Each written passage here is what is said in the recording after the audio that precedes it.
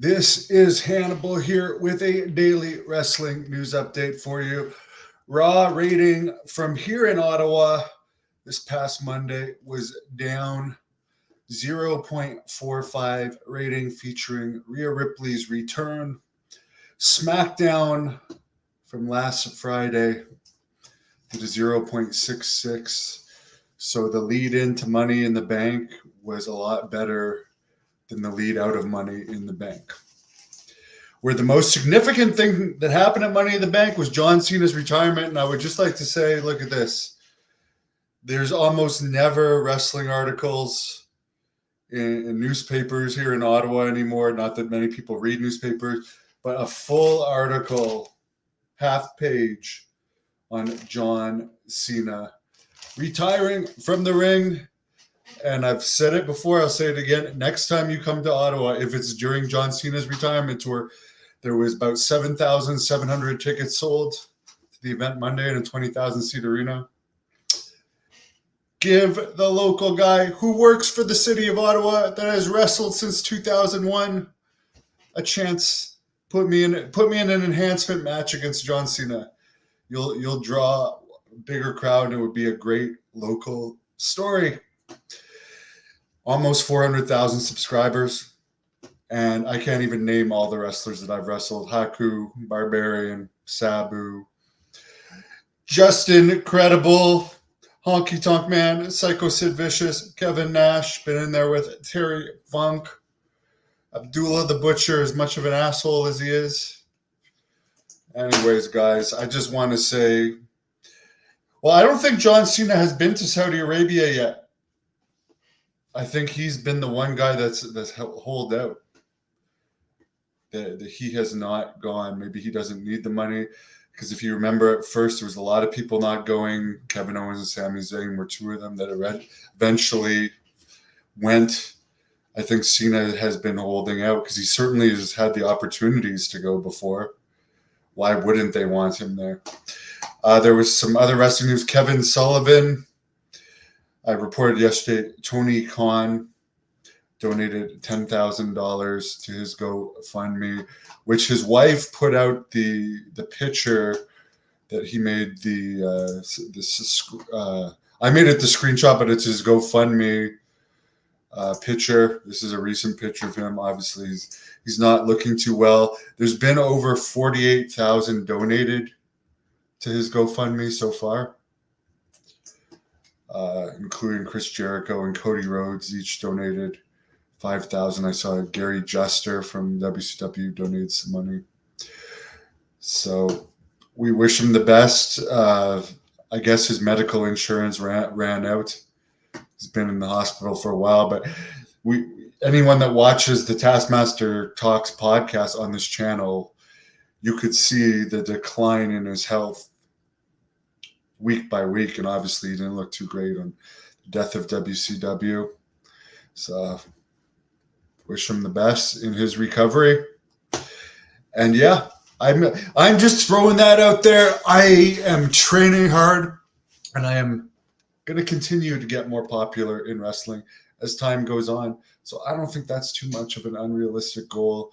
But there's going to be other opportunities that have already started to arise for me in wrestling as I continue to heal from not only a torn rotator cuff, but a shattered heel, which has been my worst injury I ever had. But I'm getting back to 100%.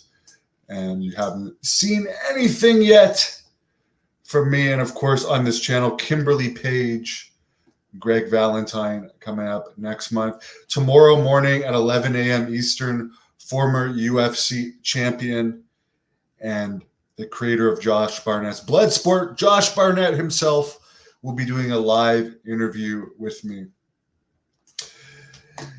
Andrew, the healthcare, there's pros and cons to both the healthcare in the US and Canada.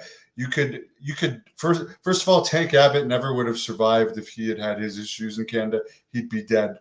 There's cancer patients that die waiting for treatment here, and heart patients. My ex-wife's father has been waiting for a very serious heart operation for months. I mean, it sucks. For this shattered heel, I spent a total of like 26 days in the hospital. And even though I have insurance through my work, I was stuck in a room with two other people.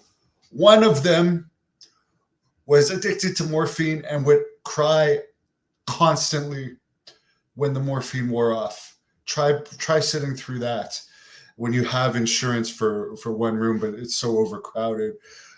Some of the best medical, I mean, they saved my life. Literally about a year ago, my life was saved in Canada by an emergency medical operation. So there are some good things. They saved my life in that emergency situation.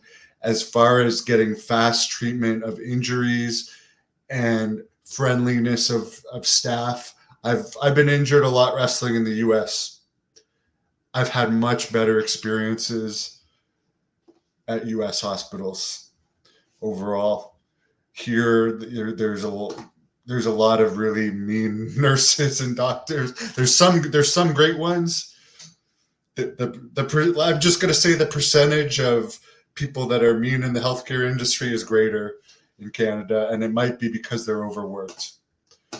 But anyway, I'm not going to go on a rant of that. All I'm saying is there's pluses and minuses to each healthcare system. To get a family doctor's appointment here, to get a doctor's note, you could wait 3 months, and that's not a joke. That's dead serious. To even find a family doctor is next to impossible here. So that's when I got cured of Hep C, they were telling me I was going to have to wait 8 years for a new treatment here. I ended up talking to Billy Graham's liver doctor in Phoenix, Dr. Hector Rodriguez, who Billy hooked me up with.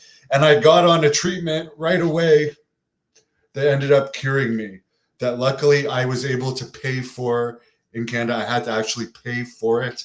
It wasn't covered, but the American doctor got in touch with my Canadian doctor and got me on it. So it was thanks to the US system pretty much that I found out about that treatment. So I'm not going to rant on that too much, but let's just say I really want to live in the US as I get older and have health insurance, because you can get stem cells, for instance, aren't even legal in Canada. And I've had 4 stem cell injections now that have made a world of difference. A doctor would lose his license for injecting stem cells here. The Tampa Sportatorium is going to be demolished next year. Well, I think the whole inside of it is more of a convention center now from the last time I saw pictures of it. At one point, I don't know if the match actually happened, but someone was going to try to run shows out of it. Nothing, to my knowledge, ever came of it. I remember Wes Briscoe, who is at that time was living or hanging around the Tampa area, and he was telling me about it. I don't think anything came out of that. Live next to Honky Tonk Man in Arizona. I don't know if I'd want that. He can be a bad influence, but I'm going to be living there one day, I hope. Because I don't like the winters here, and as I said, the medical system is better there, but I really am in the debt of my life for everything doctors have done here, but there's also been some really horrible experiences. There was one point last year where I was literally in the waiting room of a hospital for 3 days. 3 days. I'm not kidding about that. It was one of the worst 3 days of my life. And like at one point, they even put me in a room because they felt bad for me. They said, you can sleep in here. Then a couple hours later, they kicked me out of the room. They're like, we need this room. So yeah, there's good and bad. But I wish everyone that's waiting for treatment here in Canada, whether it's for surgeries, where you can wait 6 months to a year to get a non-emergency surgery or more. MRIs. Okay, this is turning into a medical rant, but it's almost impossible to get an MRI requisition here unless it's extremely serious, at least in the province of Ontario. So there's good and bad. I'm blessed to be in good health now. It's improving, bench press going up, cardio is getting better, weights going down. Have a great night. Tune in 11 a.m. tomorrow. Josh Barnett of Bloodsport. Put any questions, suggestions you have in the comments.